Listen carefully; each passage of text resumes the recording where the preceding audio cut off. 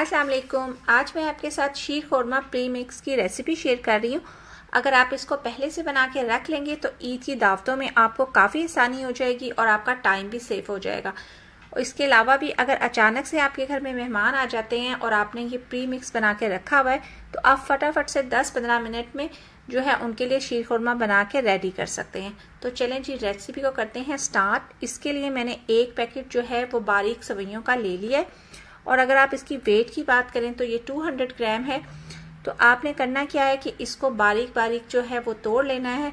ये देखेंगे कुछ इस तरीके से नज़र आएंगी सवैयाँ तोड़ने के बाद। उसके बाद आपने 1 टेबलस्पून जो है वो देसी घी ले लेना है और उसे कर लेना है गरम। और जब घी गरम हो जाए तो आपने जो ये तोड़ी हुई सवैयाँ हैं ये उसमें डाल देनी है और आपने घी में इनको फ्राई करना है। आपने जो फ्लेम है वो बहुत ही ज़्यादा लो रखना है और लो फ्लेम पे आपने इसको 3 से 4 मिनट के लिए फ्राई करना है। और आपने फ्लेम बिल्कुल भी हाई नहीं करना, क्योंकि अगर आप फ्लेम हाई कर देंगे तो जो सवैयाँ हैं उनका कलर जो है वो ब्लैक हो जाएगा और सवैयाँ बहुत जल्दी से जो है ना वो जलना शुरू हो जाती हैं। तो आपने इनको जलाना बिल्कुल नहीं है, बस इसकी अच्छे से कर लेनी है आपने भुनाई।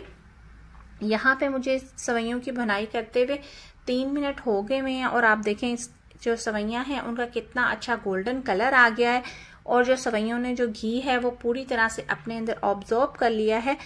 तो इस स्टेज पे आपने सवैयों को ट्रांसफ़र कर देना है एक दूसरे बाउल में और इसको आपने कंप्लीट जो है वो ठंडा कर लेना है।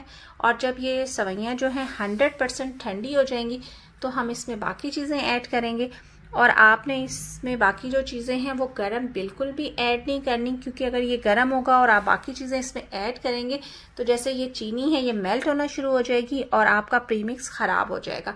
तो यहाँ पे मैंने 2 कप जो हैं वो शुगर के ऐड कर दिए हैं। 4 टेबलस्पून मैंने इसमें ऐड कर दिया है ड्राई मिल्क पाउडर और 1/4 कप मैंने इसमें ऐड कर दिया है पिस्ता और 1/4 कप मैंने इसमें डाल दिए बादाम।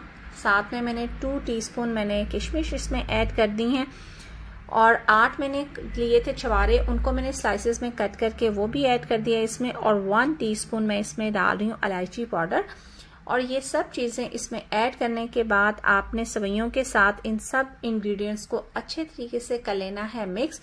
और जब ये बहुत अच्छे तरीके से मिक्स हो जाए तो आपने इसको डाल देना है किसी एयर टाइट कंटेनर में और ये इस तरीके से आपका जो है वो शीर खोरमा प्री मिक्स बन के रेडी हो जाएगा। और आपको जब भी इस्तेमाल करना हो आप इजीली जो है इसको इस्तेमाल कर सकते हैं।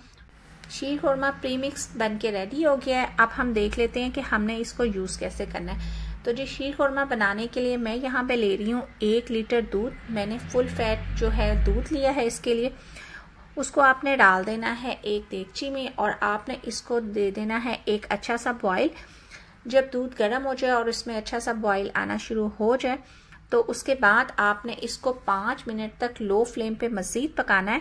उसके बाद आपने इसमें ऐड कर देना है ये प्रीमिक्स जो हमने शीर खोरमे का बनाया है। आपने सिंपली इसमें से 1 कप जो है वो प्रीमिक्स का लेना है और आपने इसमें ऐड कर देना है। और फिर ऐड करने के बाद आपने इसको इतनी देर तक पकाना है कि जो सेवियाँ हैं वो फूल जाए और जो दूध है वो गाढ़ा होना शुरू हो जाए।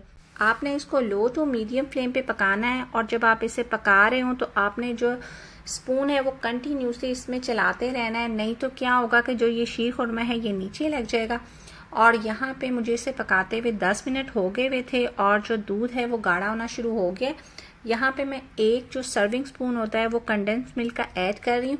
ये कम्प्लीटली ऑप्शनल है, अगर आपके पास कंडेंस मिल्क हो तो आप ऐड कर दें, अदरवाइज आप स्किप भी कर सकते हैं। कंडेंस मिल्क ऐड करने के बाद मैंने इसको 5 मिनट मज़ीद पकाया और ये अब काफ़ी थिक हो गया है। बस मुझे इसी तरह की कंसिस्टेंसी चाहिए, इसलिए मैं इसको ऐड कर रही हूँ सर्विंग बाउल में। अगर आपको इससे ज़्यादा थिक पसंद है तो आप जो है इसको मज़ीद 5 मिनट पका लें, लेकिन ये ठंडा होने के बाद मज़ीद थिक हो जाता है। तो आपकी मर्ज़ी है कि आप इसको एज़ इट इज़ गरम सर्व करें या फिर आप इसको ठंडा करके सर्व करें। इस तरीके से ये बहुत जल्दी भी बन जाता है और आपका बहुत सारा टाइम भी सेव हो जाता है। बस इसके साथ ही मैं लूँगी आपसे इजाज़त। मिलूँगी नेक्स्ट व्लॉग में या किसी नई रेसिपी के साथ। तब तक के लिए अल्लाह हाफ़िज़।